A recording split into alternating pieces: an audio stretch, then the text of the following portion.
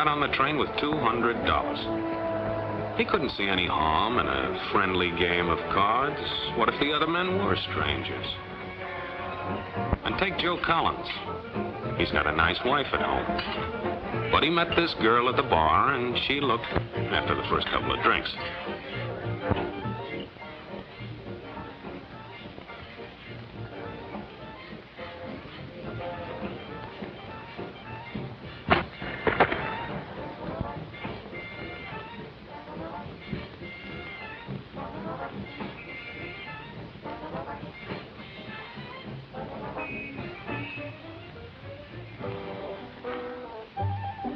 There's a good old-fashioned word for people like this.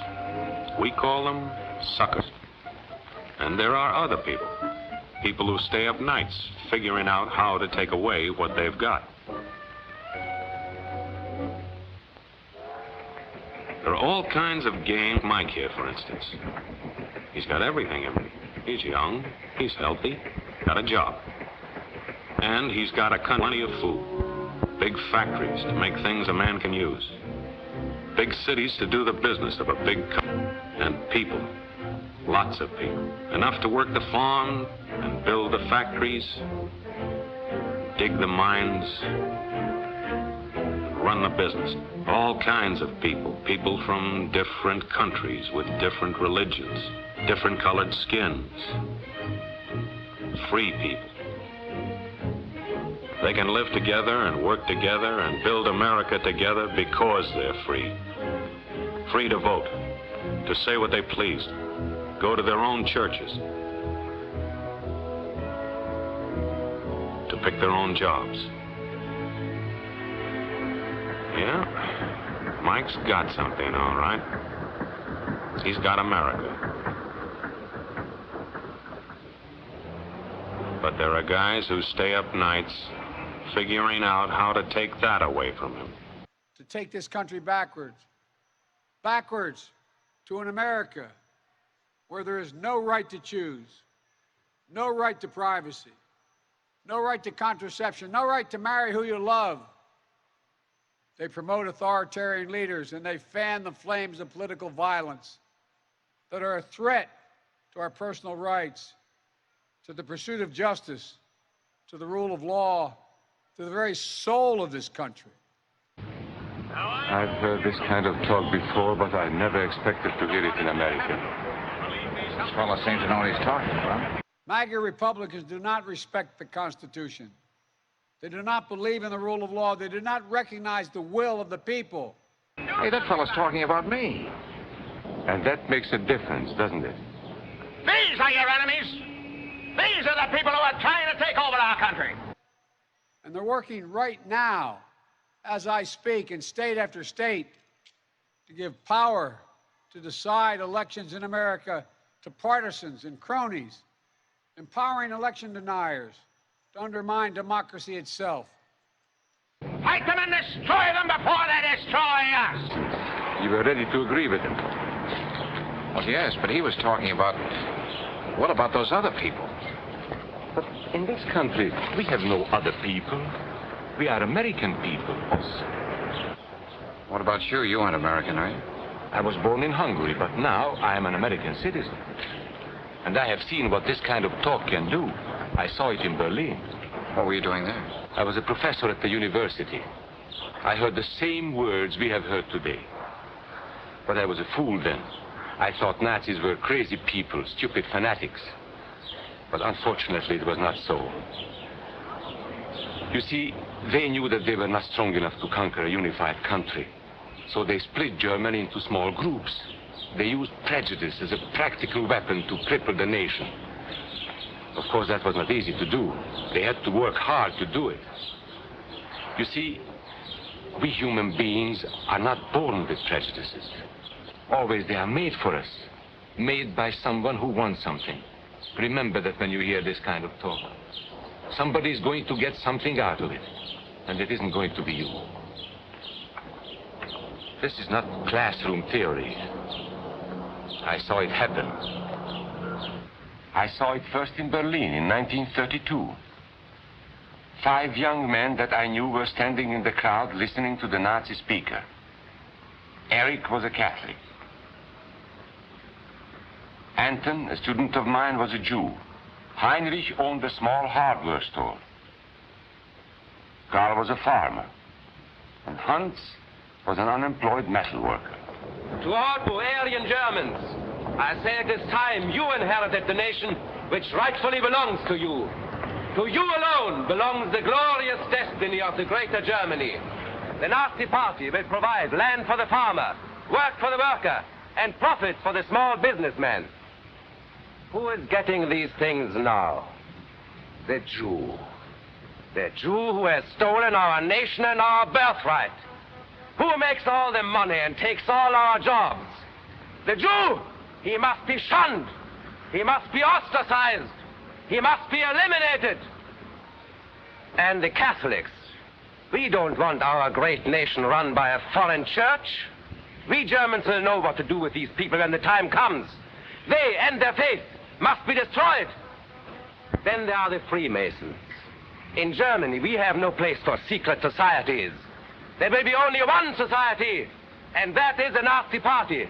There will be no secrecy about that in the new Greater Germany. One by one, he attacked each minority and he split them off one from the other.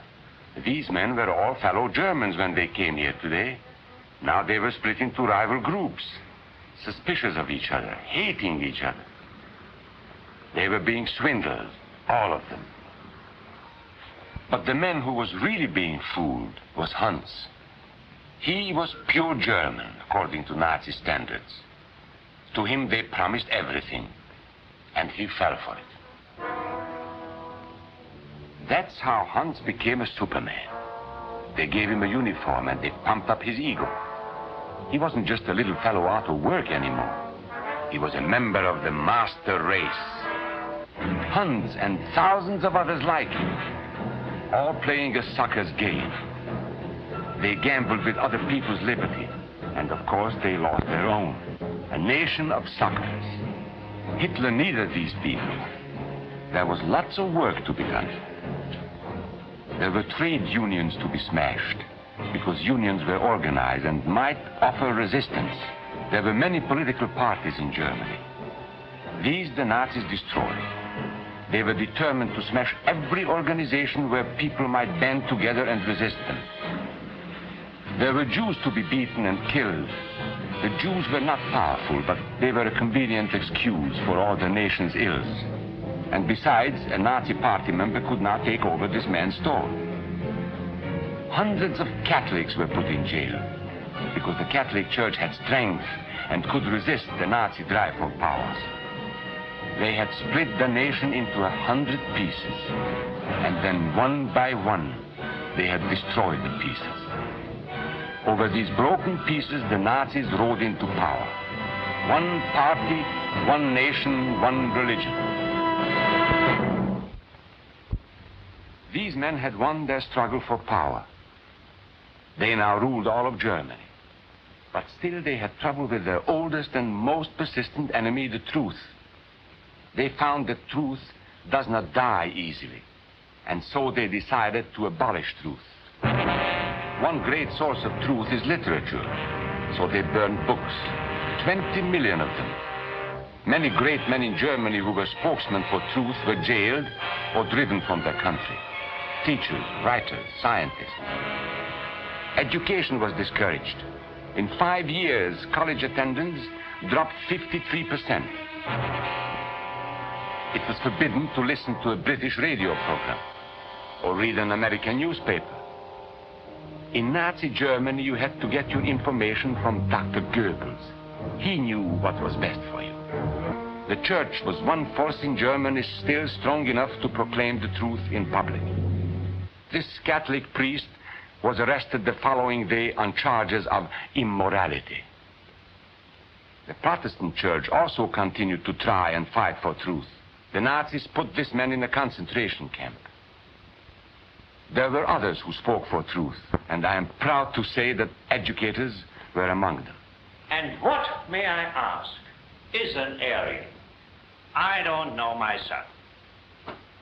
But let us see what our present so-called authorities have to say about it. They say he is tall,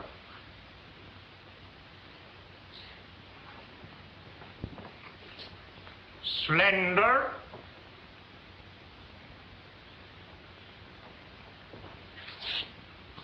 blue-eyed, and blonde. There is no Aryan race. And more important, there is no master race. There are people who may find these ideas convenient, but science cannot support them. There is no scientific proof that there's any correlation between a man's racial characteristics and his native ability or character. In all racial groups, we find the same range of potentialities. We find idiots and geniuses. We find criminals and philanthropists. We must judge each man as an individual and not by the color of his skin or his eyes or by the length of his nose.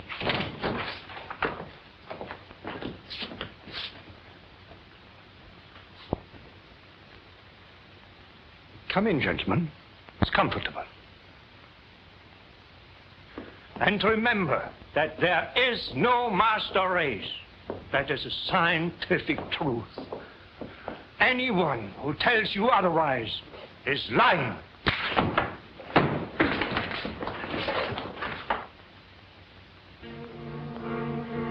And so, for all practical purposes, truth had been abolished in Germany. A lot of my German friends wondered what had hit them. How did it happen? Where did it start? It started right here. And this was where it could have been stopped.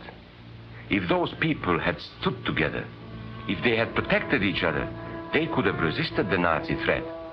Together they would have been strong. But once they allowed themselves to be split apart, they were helpless.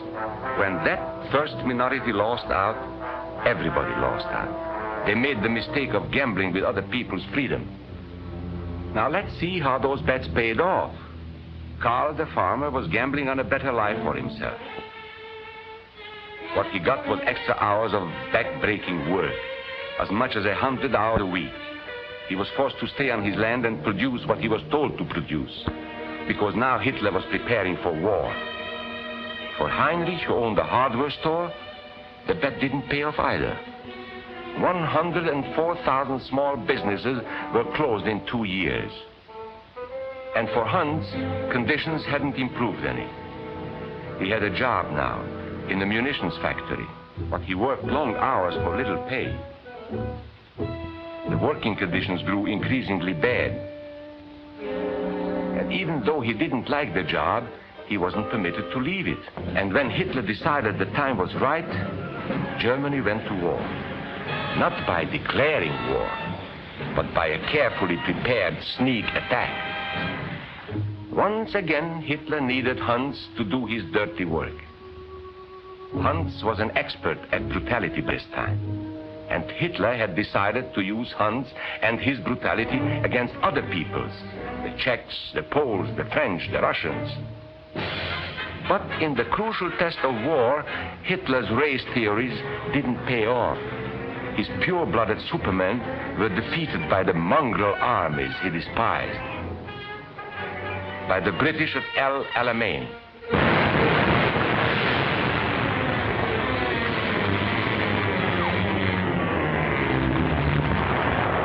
By the Russians at Stalingrad.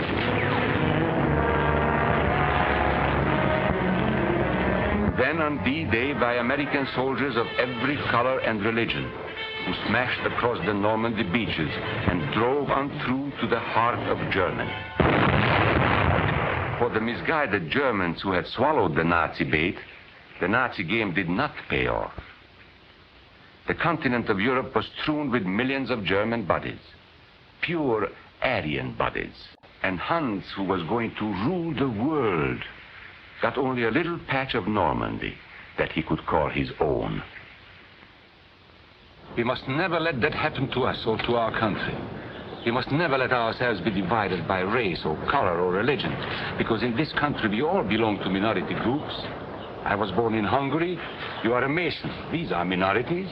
And then you belong to other minority groups too. You are a farmer. You have blue eyes. You go to the Methodist Church. Your right to belong to these minorities is a precious thing. You have a right to be what you are and say what you think, because here we have personal freedom. We have liberty. And these are not just fancy words. This is a practical and priceless way of living. But we must work at it. We must guard everyone's liberty, or we can lose our own. If we allow any minority to lose its freedom by persecution or by prejudice, we are threatening our own freedom. And this is not simply an idea. This is good, hard common sense. You see, here in America is not a question whether we tolerate minorities. America is minorities. And that means you and me.